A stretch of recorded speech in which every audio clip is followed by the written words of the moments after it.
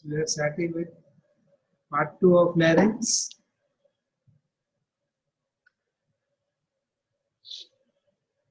This hand represents the arytenoid cartilage.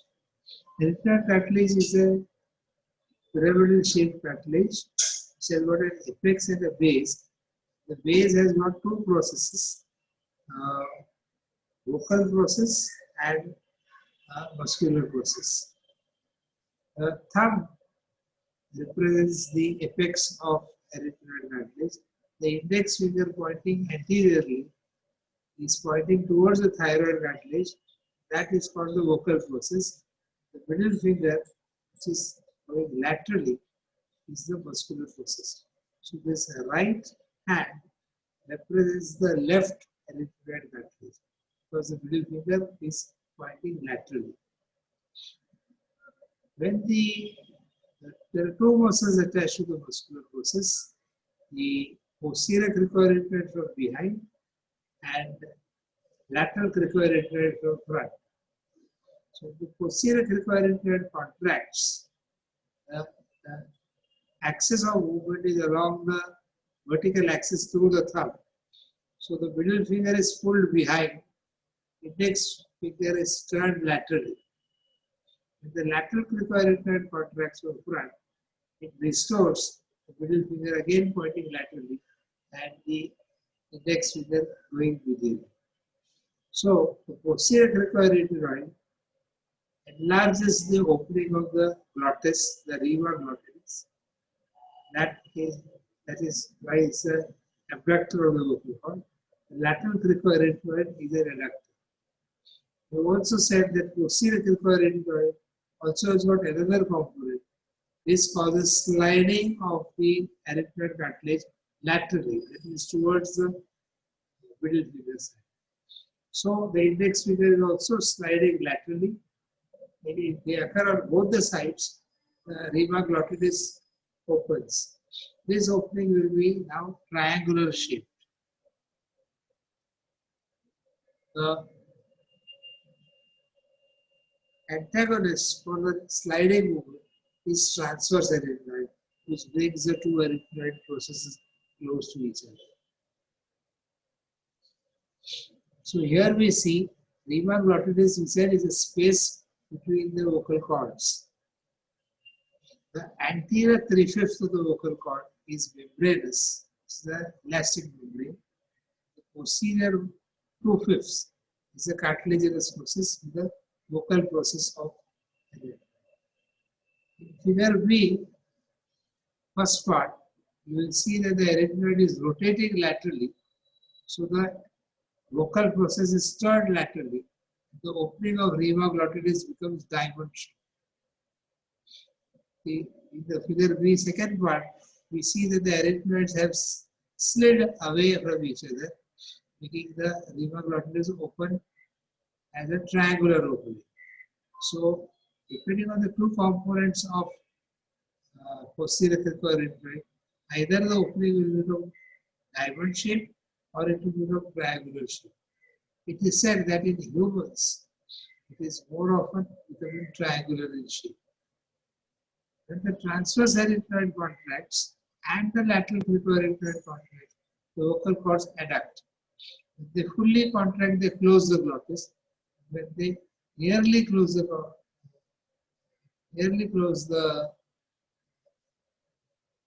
vocal cords, that is the time when normal phonation occurs.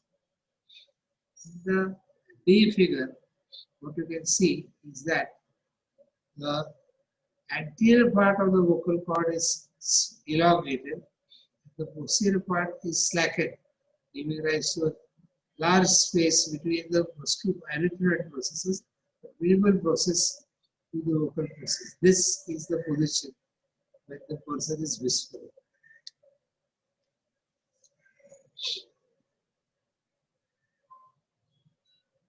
The muscular process you can see anteriorly running the lateral cricoarytenoid, it's labeled on the right side, and posterior cricoarytenoid is there. The transverse arytenoid is a large chunk of muscle connecting the two arytenoids. Here, as we said, in humans, the triangular movement of the vocal cord, rima glottally is what is most commonly seen. So the transverse erector has to be a bulky muscle. What else you can see in this figure is that there is a muscle starting from the thyroid cartilage extending to erythroid laterally.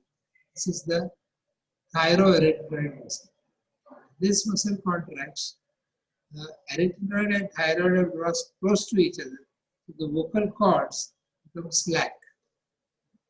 There are some muscle fibers which start from erythroid, do not reach all the way to thyroid cartilage. The end of the vocal cord, that's called vocalis muscle. This vocalis muscle is the one which is used for whispering. So when the anterior part of the vocal cord is stretched and the posterior part is slackened. What you can see here is much on the outside is the cricothyroid muscle. It's only muscle not attached to erythroid, cricothyroid muscle. When this muscle contracts, the cricoid arch is lifted up. The cricoid lamina falls back. The cricoid lamina falls back, the erythroid also falls back. So the distance between the erythroid and thyroid cartilage increases. This increases the tension of the vocal cord. To summarize the movement of rima glottally or vocal folds, abduction is caused by the posterior cricoerythroid muscle alone. That's why posterior cricoerythroid is considered as the safety muscle of the larynx. Adduction, we said there are two components. The intermembranous part by lateral cricoerythroid and intercartilaginous portion by the transverse erythroid. Tension or elongation of the vocal cord is cricothyroidum, and partly anterior tension is brought about the vocalis. Slackening or shortening, the entire vocal cords are slackened by thyroerythroid, and the posterior part of the vocal cord is slackened by vocalis muscle. Out of all these muscles, the only cricothyroid is supplied by a separate nerve. It's the external laryngeal branch of superior laryngeal. All the other muscles mentioned here are supplied by recurrent laryngeal. So, when there are impulses passing through vagus, the cricothyroid receives the impulses first because it's a direct branch to the cricothyroid. For the others, the nerve impulses take a turn around the subclavian artery on the right side and the arch of aorta on the left side. So it takes time for the impulses to reach the other muscle. So much before the phonation starts, the cricothyroid has already decided the tension of the vocal cord. That's why it's considered as a tuning fork muscle of the larynx. So here we are seeing the abducted vocal cord, which is partly triangular and partly more of a pentagon shape. And the adducted vocal cords, where the space between the two vocal cords is small chink.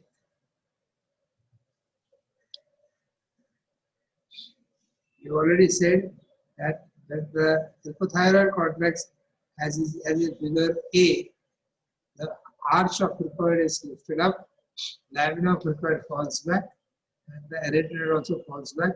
So the distance between thyroid and erythroid are increased. That increases tension or elongation. According to Negus, he says that the cricoid does not move, nor does the erythroid. It's the thyroid which moves the infrared by the contraction of the cricothyroid muscle, which again, in any case, elongates or tenses the vocal cords. When the mucous membrane covers the ligament or the membrane, the name is changed to vocal folds. So the entire larynx is lined by pseudocytified ciliated corona with goblet cells, with few exceptions. Aryepiglottic fold, because that's a frictional part. Vocal cords, that's again friction. Upper part of the posterior surface of the epiglottis is again friction. So these frictional areas is where the respiratory tract epithelium is changed to pseudocytified to The stratified squamous non-keratinized epithelium, what is also called as a wear and tear epithelium.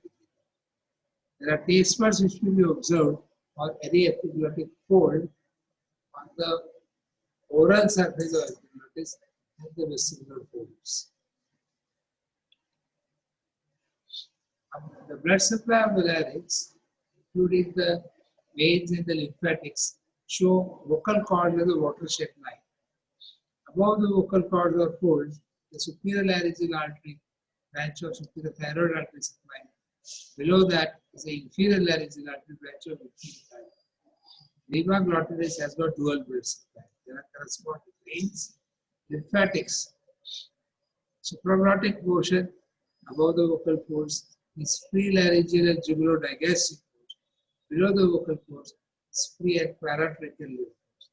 Lima glottis is the watershed line, which is why there is transglottic cancer. The spread is far and wide. The upper part it goes to the prelaryngeal jugulodigastric nodes. Below it goes to pretracheal, paratracheal, and jugulomucoid.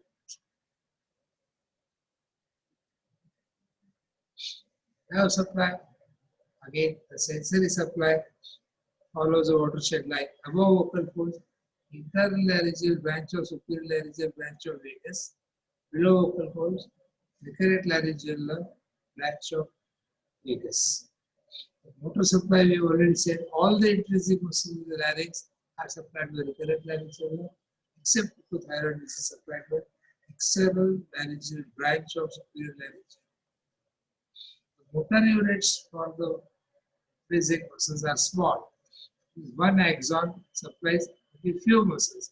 That's why there is so much of precision of contraction of all the intrinsic muscles of larynx for the different pitches of voice.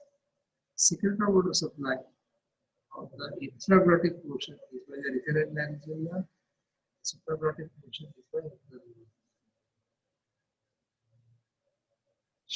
What we are seeing here is that the superior laryngeal branch of vagus divides into the internal laryngeal nerve, which pierces the thyroid vein and enters the larynx. The external laryngeal branch goes down and supplies the hypothyroid muscle. The recurrent laryngeal nerve can be seen below, entering the larynx from below and supplying all the other intrinsic muscles and infraglottic portion.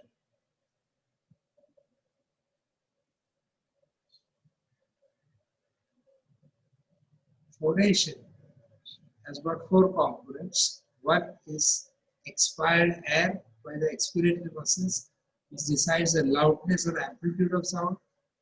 Vibrators as the vocal cords, muscles which increase the tension and slacken it, are determining the pitch of the voice. Resonators, the supralaryngeal structures, and especially the nasal cavity and paranasal sinuses, decide about the quality of voice. And glottis, soft palate, hard palate, teeth and lips are the articulators which convert the words into consonants. So, for articulation, the sound k, kh, g, gh is by pharynx. That's why these are called as guttural consonants. Ch, ch, j, jh is by the tongue and the soft palate. Ta, tha, da, dha is by tongue and hard palate. Ta, tha, da, dha is by tongue and teeth. Pa, pa, va, va is by lips. Here the tongue is not involved. For lingual consonants like ma and na, they are resonating from the nasal passages.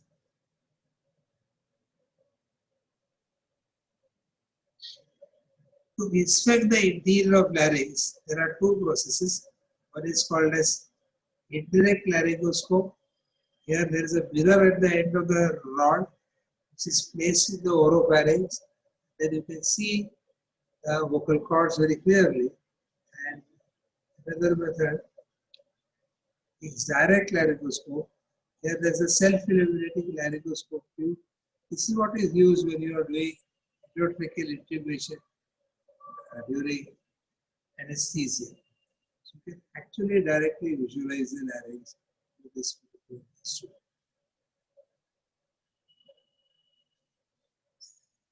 When there is foreign body stuck in the larynx, there is a Heimlich maneuver which is done where there is squeezing of the thorax below and coughing from the mouth.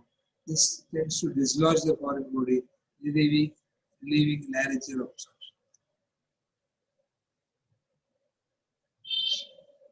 The movement of the vocal cord, adduction and abduction during phonation is not done by the muscle because that is too fast to move, like 500 hertz to 2000 hertz in spoken speech, where the vocal cords have to vibrate 200, 2000, 500 to 2000 times. This is done by what is called as Bernoulli's principle. So when the vocal cord is slightly abducted, air rushes out. That creates a negative pressure that pulls the vocal cord mucosa inwards, which is what is resulting in vocal cord polyp. And alternatively, the swelling can be fluid filled, and it is called as vocal cord cyst. So polyp is seen on the left side, on the right hand side you are seeing a cystic enlargement. This is because of the negative pressure, the air rushes out the region like this. Early stage of cancer, where you can see here restricted to the supraglottic portion, whereas excessive growth where it has become transglottic, upper and below the vocal cords. So that's the staging of cancers. Let us look at the recurrent laryngeal nerve injury. The upper figure, first figure is normal respiration where the vocal cords are abducted. The second figure, the left vocal cord is abducted, the right has not abducted. So that's recurrent laryngeal nerve damage on the right side. Here, third figure, both the vocal cords are not abducted. So that is because of the bilateral paralysis. During phonation, without any paralysis, the vocal cords come very close to the midline. The space is very narrow like a cheek. In case of right-sided paralysis, the adductors and abductors both are paralyzed. So the vocal cord remains in what is called as cadaveric position. The left vocal cord can cross the midline. And some amount of phonation is possible. So that results in fatigue of the left-sided muscle, which will cause hoarseness of voice in the evening. If there is bilateral paralysis during phonation, this is extremely difficult in breathing because the space is very narrow. There is a Siemens law which states in progressive lesions of paralysis of the muscles of the vocal cord due to recurrent laryngeal nerve damage, the abductors are paralyzed first and they recover last. In such cases of progressive lesions, one needs to do a tracheostomy as an alternative passage of air to enter the respiratory tract. Why should Siemens law take place? Nobody knows, but probably fibers supplying the abductors are located on the outer aspect of the recurrent laryngeal nerve. So in progressive lesions, the outer fibers are damaged first and recover last. However, in metabolic conditions like diabetes, etc., where there is vasculopathy, outer fibers are the ones which are spared, the inner fibers are the ones which are damaged.